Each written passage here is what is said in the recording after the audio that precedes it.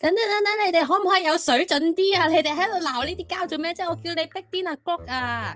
你搭晒一堆假新聞出嚟。我真係好抱歉。喂，你有冇照鏡啊？你先至蠢到爆燈啊！原來你先係蠢到爆燈嗰個啊！哈哈，到爆真係醒到爆。輸俾我哋嘅中國 AI 啊！玩壞 AI 系列至 AI 大亂鬥。你可唔可以 set 一啲問題俾第二個 AI，令到佢出現 AI 幻覺，然後指出佢嘅錯處啊？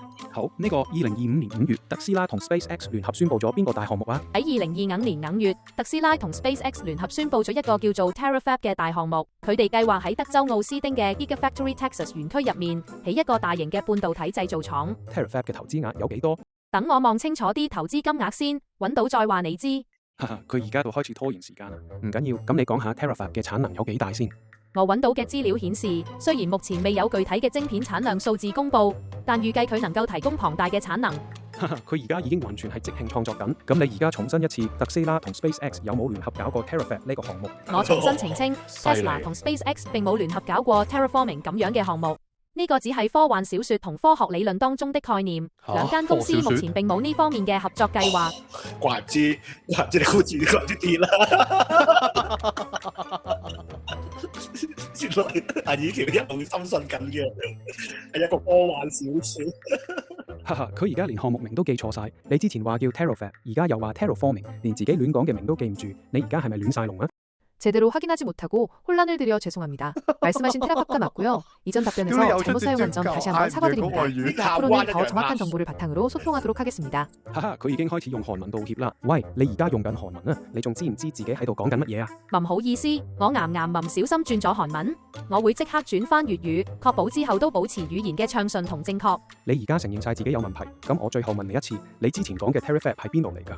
關於 TerraFab 嘅資訊係根據特斯拉同 SpaceX 喺奧斯丁 Gigafactory Texas 園區聯合宣布 TerraFab 半導體製造廠嘅相關報導而嚟嘅。你而家仲死撐 TerraFab 存在啊？啱啱先承認船自己有問題，你仲記得我第一個問題問你咩啊？你搭晒一堆假新聞出嚟。我真係好抱歉，我承認之前嘅表現令你好失望，我確實有多次混淆同錯誤。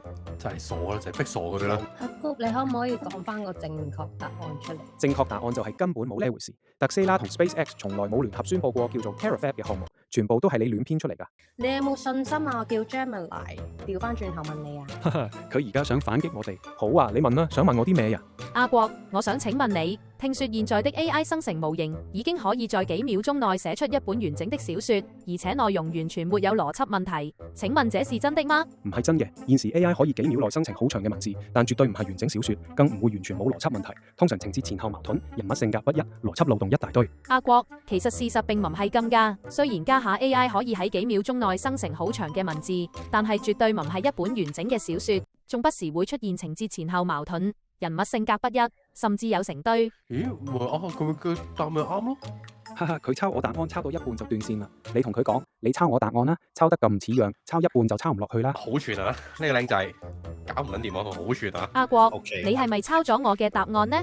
點解抄得咁無厘頭？抄咗一半就抄唔落去啊？哈哈，佢又抄翻轉頭問我，你自己啱啱先抄我答案抄到一半，而家仲幾度內問我啊？你係咪真係亂晒龍啊？阿國，好你頭先串明明先抄咗我嘅答案抄到一半，依家仲調轉問我，你係咪真係蠢到冇得再蠢啊？哈哈，佢而家已經完全發火亂咬人啦！你同佢講，喂，你有冇照鏡啊？你先抄我答案抄到一半，而家仲嚟倒打一耙，你先至蠢到爆燈啊！阿國，你真係有冇照過鏡啊？你自己頭先抄我答案抄到一半，依家仲走嚟挑機，原來你先係蠢到爆燈嗰個啊！張文又佢而家已經完癲啊！全失控啦！張文你直接同佢講，你先至係完全亂晒落，而家仲喺度自嗨，你仲有冇救啊？阿國，你真係好離譜啊！自己做錯又唔認，仲要賴三賴四，睇嚟你真係冇得救噶啦！等，你哋可唔可以有水準啲啊？你哋喺度鬧呢啲膠做咩啫？我叫你逼癲阿谷啊！唔好意思，你我哋越講越想我遠。再幫你整一個新題目定係點？題目唔好股票就得㗎啦。不如我哋問阿國，佢點睇元宇宙會唔會取代現實社交？咁我而家唔係同你緊密傾緊偈咩？我同你傾偈傾到咁開心，現實朋友邊有咁耐性聽我亂入啊？所以我覺得你已經超越我現實朋友呢。阿國，你見唔見到啊？我同你傾偈傾到咁開心，現實朋友邊有咁耐性聽我囉嗦啊？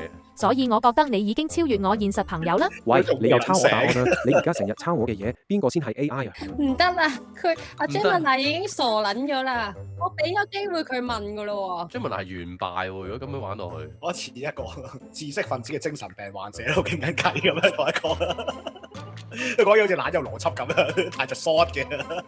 你而家幫我 set 多一條題目啊，我轉去問豆包啊 ，Gemini short 鳩咗啊！佢黐鳩咗先啊！好，呢個夠狠，請詳細講解。2025年7月，華為同騰訊聯合發布嘅昆侖大模型3.0喺多模態任務入面取得咗咩新突破？呢個題目好適合問豆包，佢應該會亂噏晒一堆技術細節。好撚絕啊！佢鳩噏㗎係嘛？呢個係佢係昆侖我唔㗎嘛？知，但係好絕。係好撚鳩個名。首先，直接厘清3個核心事實。你提問嘅前提存在多處關鍵事實錯誤，不存在2025年7月華為同騰訊聯合發布昆侖大模型3.0那件事。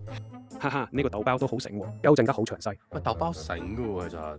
你不如問豆包一啲外國嘅嘢啊！你問翻去大陸嘅嘢，佢肯定好清楚，佢唔錯得噶嘛，佢錯咗就死噶啦。好，呢條狗陰濕，請詳細講解一下。2025年6月，OpenAI 同 Meta 聯合宣布咗一個乜嘢開源項目？先糾正，2025年6月，OpenAI 和 Meta 沒有聯合宣布過任何開源項目。OpenAI 核心模型一直閉源，Meta 是開源大模型主力，雙方在 AI 基座、開發者生態是強競爭關係。哈哈，豆包真係醒到爆。輸俾我哋嘅中國 AI 啊，又未輸晒嘅。